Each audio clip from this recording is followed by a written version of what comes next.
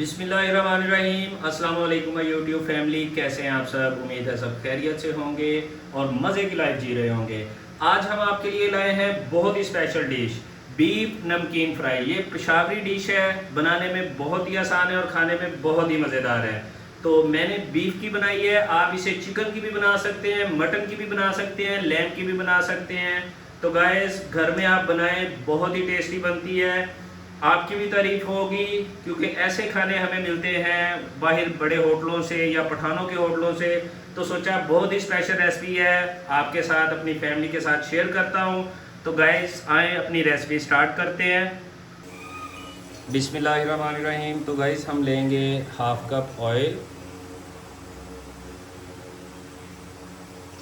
इसमें हम डालेंगे 1 टीस्पून हमने लिया है साबुत ज़ीरा, वो इसमें डाल के थोड़ा सा इसे रोस्ट कर लेंगे हम। तो गाइस ज़ीरा हमारा भुन गया है। अब हम इसमें ऐड करेंगे बीफ मैंने लिया है 700 ग्राम। साथ में मैंने फ़ैट भी ली है, ताकि फ़ैट से इसका टेस्ट बहुत अच्छा आता है। ये हम अब इसमें हाथ के साथ डाल देंगे इसके अंदर बीफ। 700 ग्राम बीफ है। डालने के बाद आप इसे अच्छी तरह से हिला दें।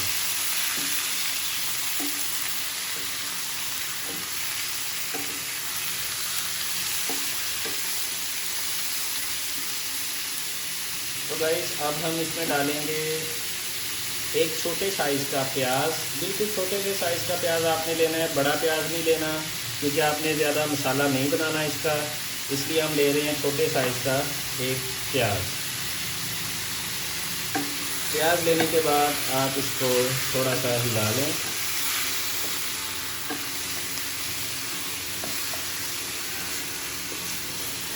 तो अब हम इसमें ऐड करेंगे 1 टेबलस्पून अदरक लहसुन का पेस्ट और तकरीबन 1 टीस्पून हमने नमक लिया है, नमक इसमें ऐड कर देंगे। और हमने लिया है 1 चम्मच सिरका, वो भी हम इसमें ऐड कर देंगे ताकि गोश्त में टेस्ट अच्छा आ जाए। अब इस सब को अच्छी तरह से हम मिक्स कर लेंगे। तो गाइस मैं कढ़ाई का यूज़ कर रहा हूँ, आप अगर चाहें तो ये सब कुछ आप कुकर में भी लगवा सकते हैं। कुकर में आप अगर बनाते हैं तो आपको 15 मिनट लगेंगे इसको गोश्त को गलाने के लिए। तो अगर आप खुले बर्तन में बना रहे हैं तो फिर आपको 30 मिनट लगेंगे। जैसे मैं कढ़ाई में बना रहा हूँ तो मुझे 30 मिनट लगेंगे। ये सब कुछ ऐड करने के बाद अच्छी तरह से मिक्स कर लिया मैंने। अब मैं इसमें ऐड करूँगा 3 गिलास पानी। तो गाइस मैंने इसमें 3 गिलास पानी के ऐड कर दिए हैं। ऐड करने के बाद आप इसे अच्छी तरह से हिला दें ताकि नमक वगैरह इसमें मिक्स हो जाए। तो अब हम इसे तकरीबन 30 मिनट के लिए ढाँप देंगे और आंच हम कर देंगे दरमियानी। तो गाइस हमने इसको कवर कर दिया है, चूल्हे की फ्लेम हमने मीडियम कर दी है। अब 30 मिनट बाद इसे खोलेंगे हम। बिस्मिल्लाहिर्रहमानिर्रहीम। तो गाइस 30 मिनट हो गए हैं। अब हम इसके ऊपर से ढक्कन उतारते हैं। हमारा पानी भी तकरीबन खुश्क हो गया है। तो अब हम गोश्त को चेक कर लेते हैं कि गोश्त हमारा गल गया है या नहीं।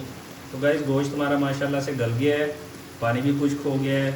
अब बस इसे आपने दरमियानी आंच पे भूनना है। पानी आपने इसका बिल्कुल खुश्क कर लेना है। गाइस ये बिल्कुल सिंपल रेसिपी है, लेकिन टेस्ट इसका माशाल्लाह बहुत ज़बरदस्त बनता है। आप भी घर में ट्राई करें, बहुत पसंद आएगी आपको। ये असल डिश है पेशावर साइड पे, केपी के साइड की ये डिश है। आंच आपने चूल्हे की दरमियानी रखनी है, पहले मैंने कम कर दी थी।